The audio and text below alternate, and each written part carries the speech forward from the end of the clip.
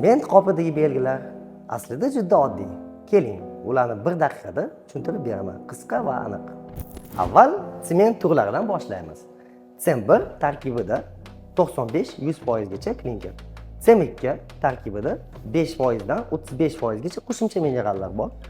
Sem3 tarkibida 36-95% gacha shlak bor sement. Endi sement sinflariga o'tamiz. 32,5, 40,5, 50,5 bu sementning siqilishga bo'lgan mustahkamligini ko'rsatadi. Oddiy qilib aytganda 32,5 sinfi bu sementning 28 kun qotgandan keyin 32,5 megapaskal yuklamaga bardosh berishini ko'rsatadi. Endi N va B harflariga o'tamiz. N normal qotish, B быстрый, tez qotadigan varianti. Endi sement tarkibi haqida gaplashamiz. Sement bu klinker, gips va qo'shimchalaridan iborat. Klinker kuch beradi, gips qotish vaqtini boshqaradi. Qo'shimchalar esa sementning xususiyatlarini o'zgartiradi. Endi sement qopdagi belgilarning ma'nosi tushunarli bo'ldi, to'g'rimi? Bizga obuna bo'ling.